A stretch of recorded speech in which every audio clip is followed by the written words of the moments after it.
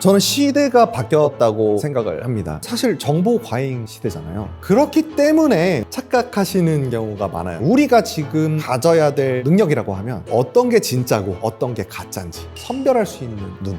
일을 못한다 라고 평가를 듣는 사람들을 보면 모든 걸 하려고 한다. 어떤 일이 벌어지냐, 윗사람이 봤을 때 내용이 이게 뭐야, 엉성해질 수밖에 없습니다. 어색해질 수밖에 없고요. 이러다 보니까 여러분 야근이 많아지는 건데, 기술 하나를 말씀을 드리면 야근을 거의 90% 이상 줄일 수 있습니다. 지식인사이드 구독자 여러분 안녕하세요. 페이퍼로즈라는 이름으로 활동하고 있는 김도균이라고 합니다. 되게 중요한 게 있어요. 바로 문제를 발견하고 그 문제를 해결한다. 이 형식이 일을 못한다 라고 평가를 듣는 사람들을 보면 둘 중에 한 가지를 빼먹는 경우가 사실 좀 있습니다. 문제를 발견한다, 문제를 해결한다 해서 문제만 발견해 놓고 그 기획이나 기획서가 끝난다든지, 아니면 문제를 해결하는 솔루션은 냈는데 이게 왜 이렇게 나왔는지에 대한 그 앞단 있죠. 문제의 발견. 이런 걸 이제 좀 생략을 하게 되는 거죠. 어떤 이유에서든. 그게 일을 잘하고 못하고 하는 거를 나누는 저는 큰 기준이라고 생각을 해요. 또 이제 몇 가지가 있는데, 보면은 일을 좀 못한다라는 평가를 받는 분들은 대부분 모든 걸 말로 해결하려고 한다. 예를 들면 시도 때도 없이 전화 통화를 한다든지 뭘 안 남기는 거죠. 누군가와 일을 하려면 뭐 이메일을 보내고 아니면 문서를 써가지고 그런 걸로 커뮤니케이션을 하는 게 이제 우리 지금 사회이지 않습니까? 그런데 다 말로 해결하려고 하는 거예요. PD님이랑 예를 들면 어떤 기획에 대해서 일을 합니다. 그러면은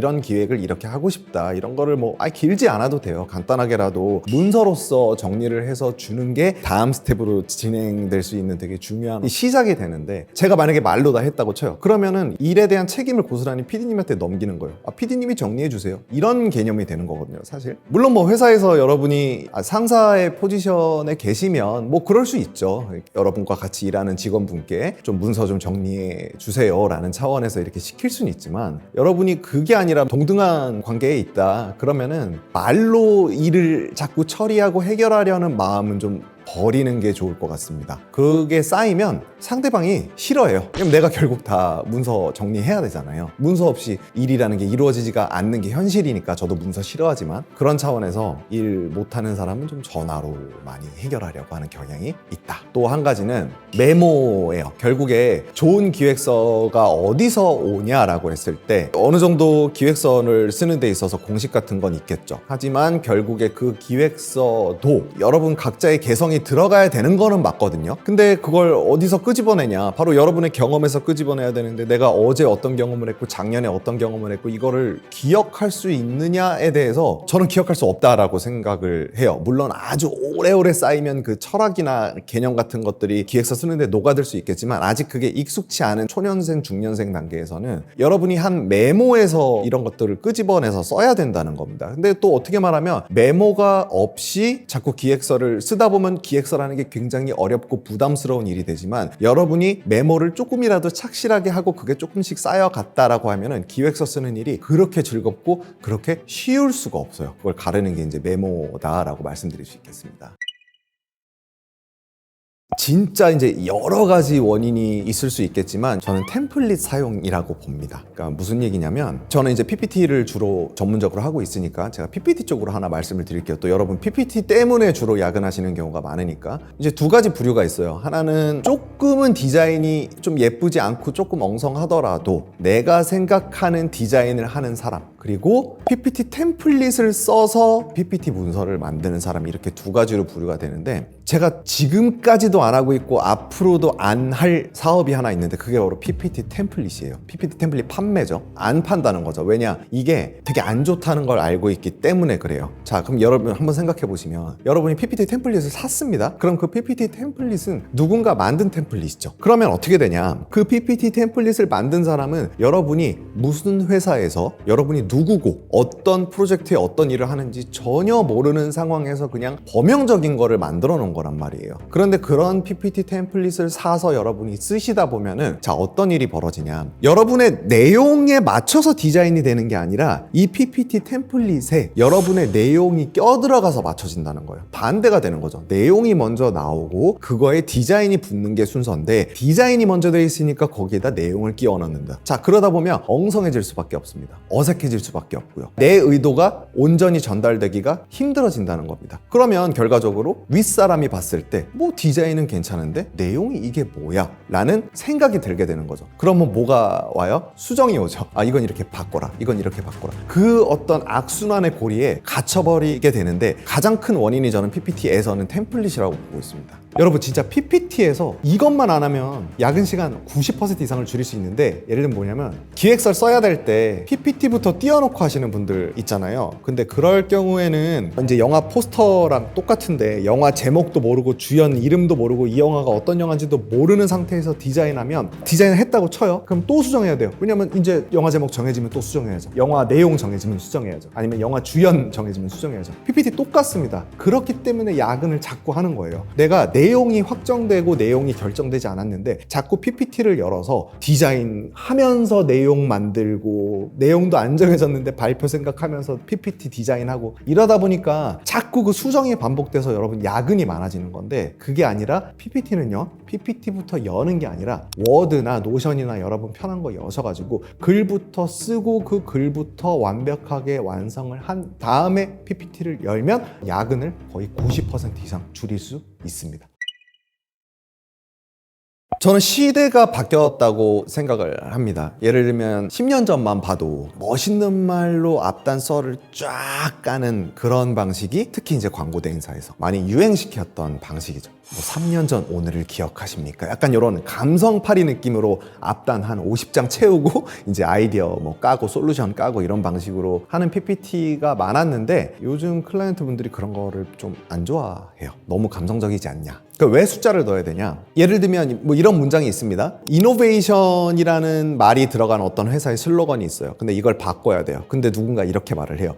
이노베이션이라는 말 혁신인데요. 사전적 의미로. 이노베이션이라는 말을 들었을 때 여러분 혁신이라고 느껴지십니까? 그렇지 않죠. 왜냐? 이 이노베이션이라는 말은 수많은 기업에서 슬로건으로 채택해서 쓰고 있는 단어이기 때문에 그 의미가 닳고 닳아서 퇴색되었습니다. 그래서 진짜 혁신적인 느낌을 주고 싶을 때 이노베이션이라는 단어를 쓰는 것보다는 좀 저희가 다른 단어로 바꾸는 게 좋겠습니다. 이렇게 말을 하면 그럴싸해요. 근데 이게 바로 전형적인 이제 감성팔이 방법이라는 거죠. 그래서 이거보다 저희가 설문조사를 한 결과 저희 회사의 슬로건을 보고 혁신적이다라고 느끼는 사람은 500명 대상 설문조사를 했는데 단 8%에 불과했습니다. 뭐 이런 식으로 숫자를 활용해서 기획서를 쓰는 게 여러분한테 훨씬 유리하다는 거죠. 왜냐하면 아까처럼 감성팔이식의 앞에 설득 논리를 펼치는 거는 그 미팅 자리에 있는 사람 정도는 설득할 수 있는데, 여러분의 보고서 결국 보고 라인을 타고 위로 올라가요. 그럼 윗사람이 딱 보고, 왜냐면 딱 봤을 때 이노베이션? 나는 혁신이라고 난 느껴지는데? 이러면 여러분 지금 아까 그 감성팔이 했던 문장에 숫자가 하나도 없었죠. 그럼 여러분 그냥 못 가는 거예요. 그냥 지는 거예요. 그런데 설문조사 결과 혁신이라고 느끼는 사람이 뭐 몇 %밖에 없었다, 이런 식으로 가면 반박이 어려운 거죠. 그래서 여러분이 수정도 덜 하게 되고 여러 번 기획서를 고쳐 쓸 필요가 없다는 거예요. 그래서 숫자가 중요하다는 말씀을 좀 드리고 있는 겁니다.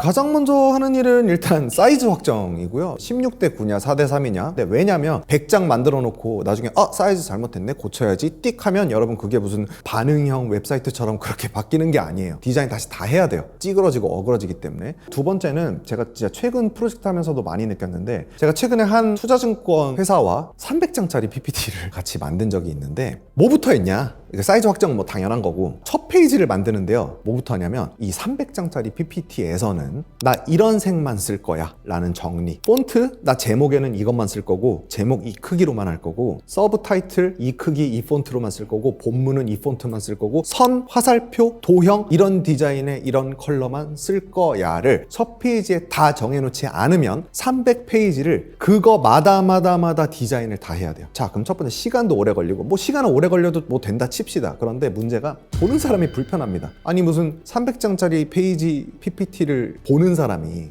장표마다 디자인이 다르면 내용이 안 들어와요. 물론 힘을 줘야 되는 특정 장표가 있죠. 여기에는 여러분이 만든 그 기준을 몇 장 정도는 벗어나도 된다고 보지만 300페이지라고 하면은 일단 어느 정도 목차가 정해져 있는 PPT라고 보시면 되거든요. 그러면 정해 놓으셔야 돼요. 아까 제가 PPT 템플릿 쓰지 말라고 말씀드린 이유가, 다른 사람들은 여러분이 무슨 회사와 무슨 프로젝트 하는지 모릅니다. 그래서 컬러도 마찬가지고 폰트도 마찬가지고, 폰트도 그 프로젝트에 맞는 폰트들이 있어요. 그걸 다른 사람은 알 수가 없어요. 여러분만 알 수 있어요. 있어요. 그래서 여러분이 첫 장의 그 기준을 여러분만의 기준으로 적어 놓으신 다음에 PPT를 만들어야 시간도 빠르고 예뻐집니다. 그게 아주 중요한 것 같아요. 안 그러면 정말 색깔도 막 몇십 개 쓰게 되거든요. 근데 그게 아니라 색깔도 특정 하이라이트 주는 부분 제외하고는 전 5개 이내로 제한하는 게 가장 좋다고 생각합니다. 툴바라고 하면은 여러분이 자주 쓰는 기능들 보통 10개 정도 돼요. 10개보다 넘게 쓰고 있다면 여러분 한번 의심해 보셔야 돼요. 내가 PPT에서 과도한 기능을 쓰고 있는 게 아닌지. 근데 그 10개의 기능은 굉장히 자주 쓰거든요. 예를 들면 정렬 같은 것들이 있겠죠. 그거를 정렬을 할 때 매번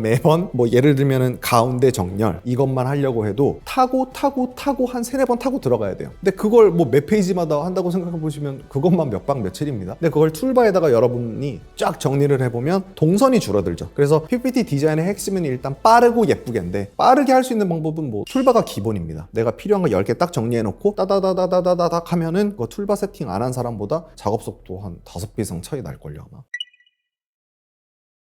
제가 봤을 때 가장 큰 거는 폰트인데요. 단적인 예로 안녕하세요 페이퍼로지입니다 라는 제목이 있고 페이퍼로지라는 부분을 두껍게 하고 싶어요. 그러면 100이면 99명은 두껍게 해야지 컨트롤 B 딱 볼드 매기는 거죠. 두꺼워지겠죠. 근데 이거는 정확하게 폰트 디자이너의 의도가 완전 무시된 행동이에요. 왜냐하면 컨트롤 B로 볼드를 먹이는 것은 마이크로소프트라는 프로그램에서 얘한테 약간 추우니까 파카 입어 약간 이런 느낌이거든요. 왜 내가 만들면 안 이쁘지? 이런 분들이 이런 디테일을 좀 놓치고 있는 건데 뭐 어렵진 않고 잘하는 분들을 보면은 아예 폰트를 선정할 때부터 컨트롤 B 같은 걸 쓰질 않고요. 좋은 폰트를 고르는데 이 좋은 폰트의 기준이라고 하면 윤고딕이 있어요. 그럼 윤고딕이 왜 좋은 폰트냐면 윤고딕 7 시리즈만 봐도 윤고딕 700, 710, 720, 740, 750, 760, 770부터 790까지 이게 두께입니다. 두께 9개가 있죠. 내가 두꺼운 걸 쓰고 싶으면 790을 쓰고 얇은 걸 쓰고 싶으면 뭐 720, 730 정도를 쓰면서 그렇게 하는 거지 컨트롤 B가 아니다. 요런 디테일들이거든요. 이게 딱 보면은 이제 우리 같은 일반인들은 뭐지 이렇게 구분 못할 수도 있는데 저 원인을 지금 말씀드리는 겁니다. 그게 아무리 디자인을 모르는 사람이라도 비교해 봤을 때 뭐가 더 예쁘고 뭐가 좀 덜 예쁜지는 본능적으로 알아요. 바로 요런 차이들. 자간 같은 거. 자간이 아예 잘 맞춰서 나온 폰트도 있겠지만 자간이 이렇게 어벙벙하게 나온 폰트들도 있어요. 그런 건 자간을 쫀쫀하게 준다든지 이런 디테일들인데 대부분 이런 문제는 이제 폰트에서 발생한다. 그래서 여러분 폰트를 좋은 걸 꼭 쓰셔야 돼요. PPT를 만드시는 문과 출신, 이과 출신 아니면 미술 전공을 제외한 예체능 출신들은 우리가 뭘 버려야 되냐면 나 컬러 내가 쓰면 이쁘게 쓸 수 있어? 요 생각부터 이제 버리셔야 돼요. 왜냐면 우리가 진짜 가슴에 손을 얹고 생각해 보세요. 컬러도 되게 전문 영역이거든요. 근데 여러분 컬러에 대해서 공부를 깊게 하거나 훈련 받으신 적 있나요? 없죠. 없기 때문에 그 생각을 버리셔야 되고 그럼 일단 어떻게 하냐? 제가 2가지 말씀드릴 건데 하나는 길을 돌아다니다가 예쁜 컬러가 있으면 사진을 찍으세요. 혹은 웹서핑을 하시다가 이 블루 좋아, 이 레드 좋아 하는 걸 여러분이 캡처를 해서 여러분 라이브러리에 차곡차곡 모아두시고요. 그 이후에 내가 블루를 써야 된다라고 했을 때 그 PPT 위에 보면은 컬러 팔레트 촥 하고 내려오는 거 있죠. 자, 이제 오늘부터 그거 안 씁니다. 그럼 어떻게 하냐? 여러분 라이브러리에 있는 사진을 한 장 꺼내가지고 PPT 위에 딱 올려놓으세요. 그런 다음에 예를 들면 배경이라고 하면 스포이트 기능이라고 있어요. 그럼 스포이트로 여러분이 예쁘다고 생각했었던 이 블루를 톡 찍어라. 그러면 여러분이 딱히 고민을 많이 하지 않았지만 예쁜 블루, 예쁜 레드, 예쁜 그린 같은 걸 쓸 수 있다. 그래서 정리하면 여러분이 컬러 전문가라는 생각 버리고 철저하게 세상에 예쁜 컬러 너무 많습니다. 그런 것들 여러분이 스포이트로 찍어서 쓸 수 있다는 게 일단 첫 번째고 두 번째는 컬러를 예쁘게 쓰는 것도 중요한데 눈치예요. 뭐냐면 실제 이런 경우도 있습니다. 기아 자동차가 클라이언트예요. 들어갔어요. 근데 자동차 색깔이 파란색입니다. 자동차 어떤 이미지를 쓰시잖아요. 뭐가 잘못됐을까요? 파란색이라고 하면 우리 보통은 현대차를 떠올리게 합니다. 근데 기아차와 현대차는 같은 그룹이긴 하지만 경쟁 관계죠. 그래서 조심하셔야 된다는 거예요. LG에 들어가시는데 약간 포인트 컬러를 블루로 잡았다든지 삼성을 떠올리게 하는. 그래서 예쁜 컬러보다 더 중요한 건 바로 요 센스. 요 센스를 놓치면 괜히 여러분 마이너스 받는 겁니다.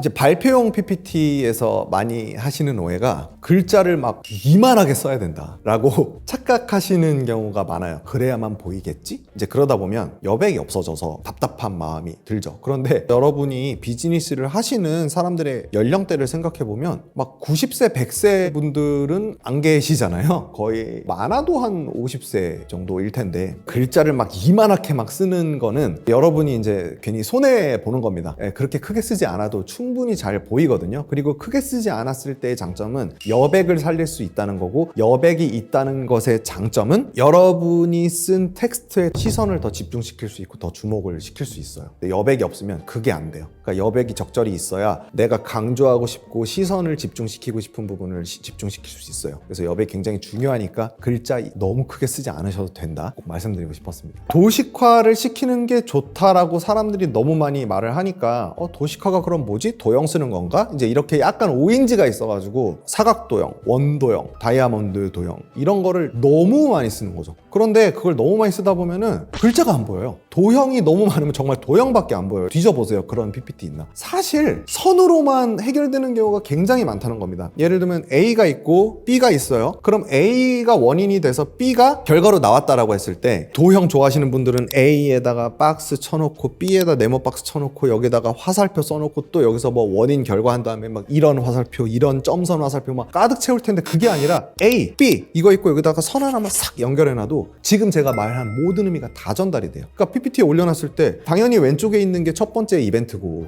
오른쪽에 있는 게 두 번째 이벤트예요. 그냥 사람은 자연스럽게 왼쪽에서 오른쪽으로 읽어요. 말하지 않아도 이건 사회적으로 약속된 어떤 흐름이란 말이에요. 그래서 그걸 굳이 여기가 A입니다, 박스, 여기가 B입니다, 두 번째 이벤트입니다, 박스, 화살표 크게 이럴 필요가 없다는 겁니다. 선 하나만 싹 넣어도 그 의미를 모두 전달할 수 있고, 선 하나만 썼을 때의 장점 뭐냐? 글자가 가독성이 엄청나게 올라갑니다. 쓸데없는 게 다 빠졌기 때문에 글자가 잘 보이는 거죠. 그래서 선만 잘 써도 PPT는 되게 여러분 효과적으로 많이 전달력 있게 만들 수 있다.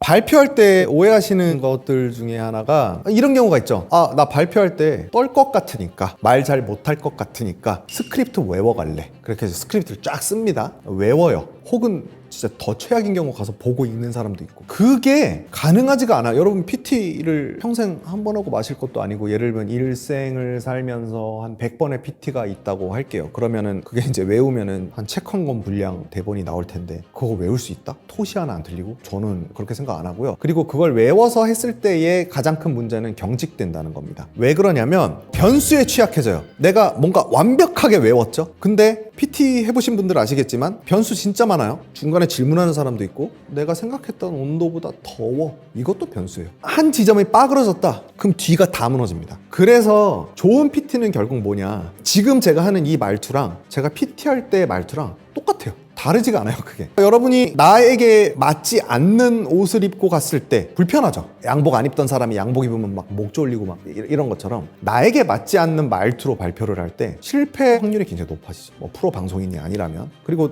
뭐 프롬프트가 있으면 모르겠어요. 근데 PT 하는데 프롬프트가 어디 있습니까? 없죠. 그래서 안 된다는 거고, 해서 여러분 말투로 하시면 돼요. 그냥 자연스럽게 얘기하듯이 조곤조곤 소근소근 얘기하는 스타일이다? 어때요? 그거 뭐 잘못입니까? 그런 스타일도 있는 거예요. PT라고 해서 꼭 무슨 뭐 웅변하듯이 제가 이번에는 이거 아니고, 제일 중요한 건 뭐냐면 여러분이 그 내용의 본질을 이해하고 있냐, 그렇지 않냐. 근데 이제 그럼에도 불구하고 뭐 기술 하나를 말씀을 드리면, 글자가 아예 없는 장표가 있을 수 있어요. 이미지 하나만 딱 띄워놓고 하는 장표도 있을 수 있잖아요. 그럴 때 발표 경험이 없는 분들이 블랙아웃이 돼요.